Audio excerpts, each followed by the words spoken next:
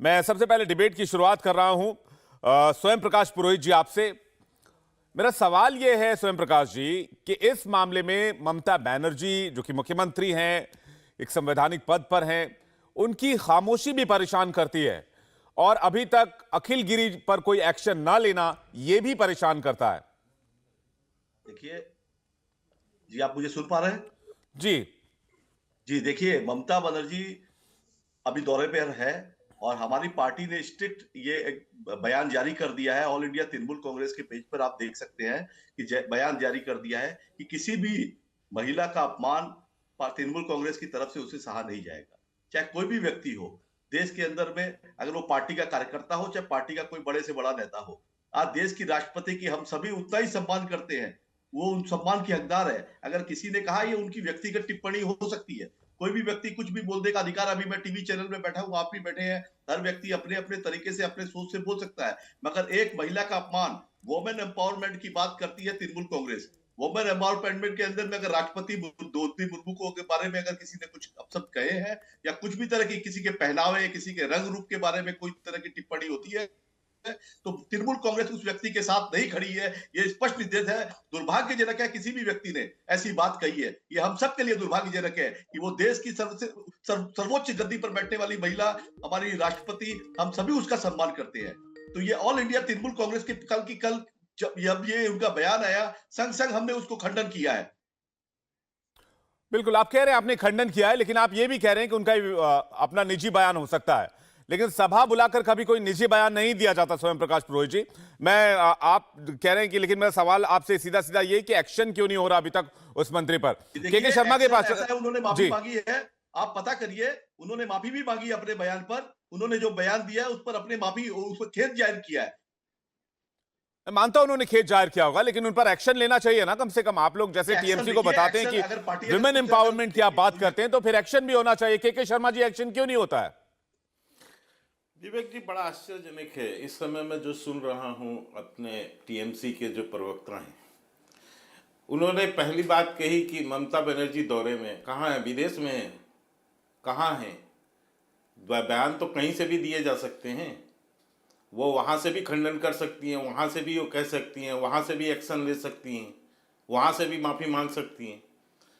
कोई ऐसा तो नहीं है कि धरती आसमान कहीं ऐसी जगह है जहाँ पर मीडिया नहीं है और जहाँ से बोल नहीं सकती हूँ। तो ये केवल एक छुपाने का तरीका है। और एक्शन लेने की बात तो कह देती कि एक्शन ले रहे हैं, अभी तक सस्पेंड कर देना चाहिए था। वो एक केवल द्रौपदी मुर्मू जी केवल एक महिला नहीं है, पहले तो ये समझने की जरूरत है। वो केवल राष्ट्रपति नहीं, देश की सबसे बड़ी संवैधानिक पद पर वो बैठी हुई हैं और एक गांव की, एक ट्राइबल, एक आदिवासी समाज से आती हैं। गरीबी को देखा है, गरीबी को जिया है उन्होंने। एक स्कूल टीचर से लेकर वो एक जनप्रतिनिधि बनी, जनप्रतिनिधि से मंत्री बनी, मंत्री से गवर्नर बनी, गवर्नर से राष्ट्रपति बनी है। और ऐसी एक आदिवासी समाज, उसका वो आज उनके लिए केवल उस आदिवासी समाज ही नहीं बल्कि देश की आधी आबादी का प्रतिनिधित्व, यानी उसके लिए आदर्श है। और आप इतने हल्के में ले रहे हैं। एक वो मंत्री है जिसका यह बयान है, कोई सामान्य व्यक्ति नहीं, और फिर आप कहते हैं कि कोई भी व्यक्ति कुछ भी बोलने के लिए आजाद है। आपकी कोई लिमिटेड कंपनी है क्या? पार्टी है ना, राजनीतिक दल है ना आप। जब आप राजनीतिक दल हैं तो आपके ऊपर सीमाएं, मर्यादाएं, सब कुछ है। देखिए, राजनीतिक दल ने, शर्मा जी आप ठंडे दिमाग से सोचिए। नहीं, हम ठंडे दिमाग से ही बात कर रहे हैं। आप ठंडे दिमाग से सोचिए, आप इसे मुद्दा मत बनाइए। आप नहीं, मुद्दा इसलिए है, सुन लीजिए मेरी बात सुनिए। वो गरीब है, हम भी मानते हैं कि द्रौपदी मुर्मू देखे किसी भी महिला के अपमान। विवेक जी, मुझे बोलने का मौका दीजिए जी, मुझे बोलने। ठीक है, मैं आप जल्दी कंप्लीट कीजिए, फिर स्वयं प्रकाश जी से जवाब ले लेंगे, फिर बाकी मेहमान के पास चलेंगे। जी, कि ये, और स्वयं ममता बनर्जी एक महिला है जी, स्वयं एक महिला है। सबसे पहला तो एक्शन और बयान तो उनका आना चाहिए था। क्या सुनी नहीं है अभी तक? जहां ऐसे इतने महत्वपूर्ण दौरे पर हैं। मैं ये कहता हूं, ये सोची समझी टिप्पणी है, ये अपमान है, ये सत्ता का अहंकार और घमंड है इन ममता बनर्जी को।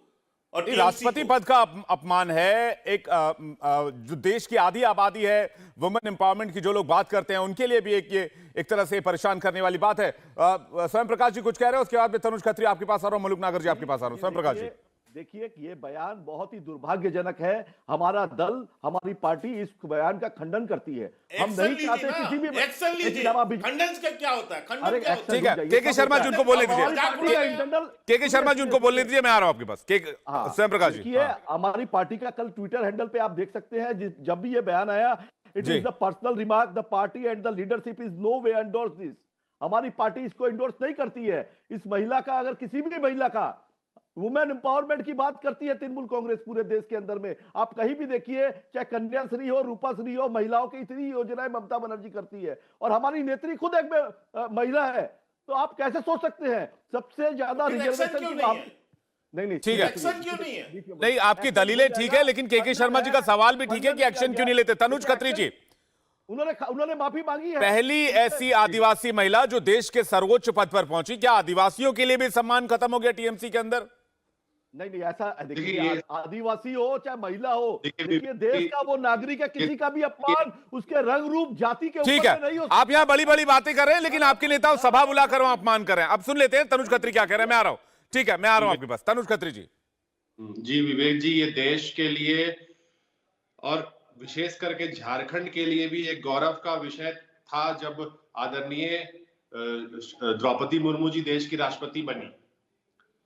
और हमारा ये मानना है कि कोई भी व्यक्ति जो इस तरीके की बातें करता है, वो एक जनप्रतिनिधि नहीं हो सकता है। उसकी मानसिक स्थिति का आकलन किया जाना चाहिए कि इस तरीके की बातें निकलती कैसे है।